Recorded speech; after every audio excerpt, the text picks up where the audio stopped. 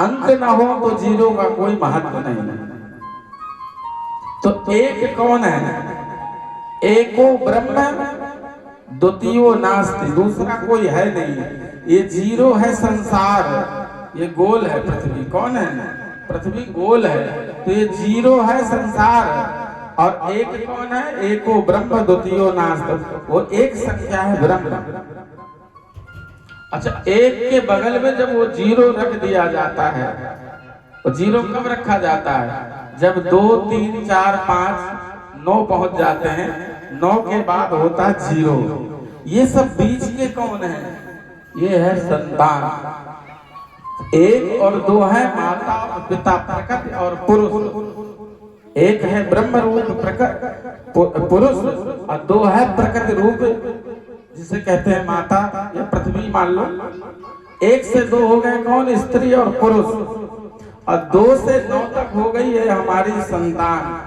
ये जो संतान होती है 9, इसके बाद जीरो रखते हैं तो 10, और 10 के बाद क्या आता है? 11। ईश्वर कहता है जैसे बने वैसे रह। 11 12, कब तक? 18। 18 तक को क्या कहते हैं? कहते हैं बालक है, अभी पूर्ण नहीं हुआ, अभी वयस्क नहीं हुआ। 18 तक तो 7 खून माफ हो जाते हैं। अब भले बाल जेल बन गई है, लेकिन उसको अबोध कहा गया है शास्त्र रीति से। तो 18 तक जैसे बने वैसे रहो। लेकिन जैसे गिनती बढ़ती आगे क्या?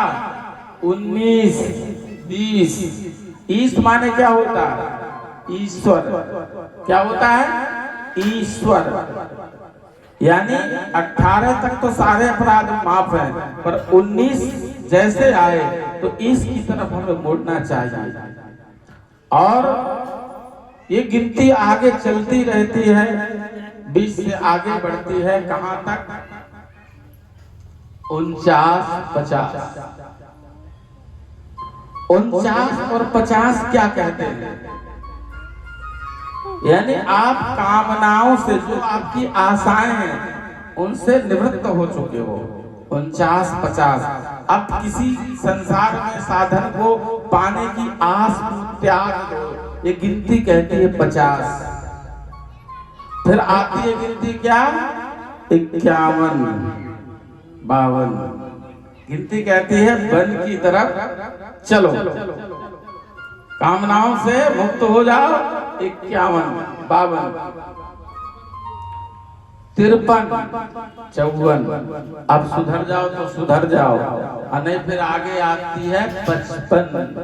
अब लौट के नहीं आने वाला आपका बचपन, और जिंदगी हो जाएगी 55। 55 बताती है कि बचपन लौट के आने वाला नहीं है।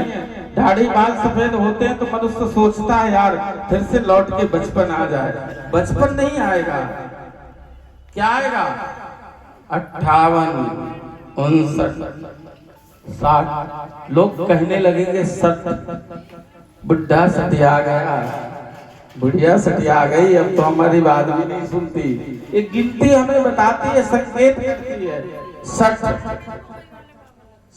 लोग कहने लगते हैं, अपने घर के बच्चे बोलने लगते हैं, माता राम तो सटिया गए, पिताजी सटिया गए।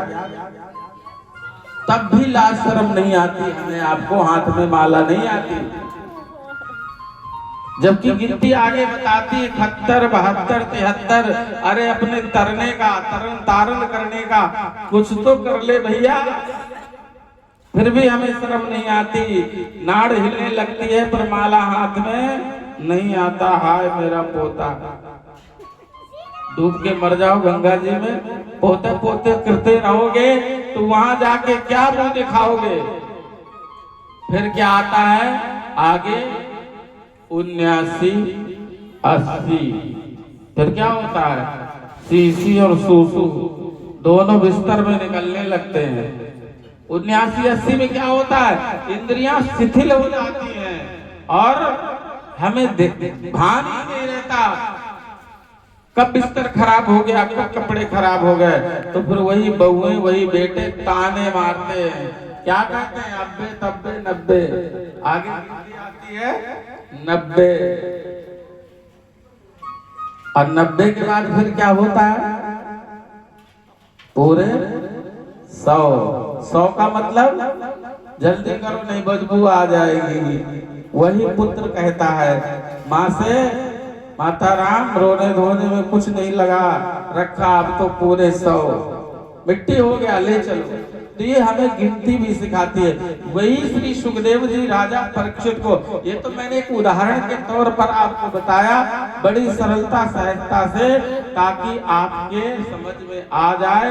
राजा परीक्षित को बार बार सुखदेव जी ने कहा, हे राजन, ये जो कुछ भी है तुम्हारा कुछ नहीं है संसार में, जो तुम कुछ ना लेने आए ना कुछ तुम लेकर जाओगे। कहते श्वास श्वास पर कृष्ण भज, वृथा श्वास जन खोए, और ना जाने या श्वास की आवन होए न होए। इसलिए राजन सब कुछ यही धरा रह जाएगा। जब तू यहाँ से जाएगा राजन, तब कुछ न तेरे पास होगा। क्या पास होगा पंडित जी? 2 गज कफन का टुकड़ा तेरा लिबास होगा। बोली वृंदावन बिहारी लाल की।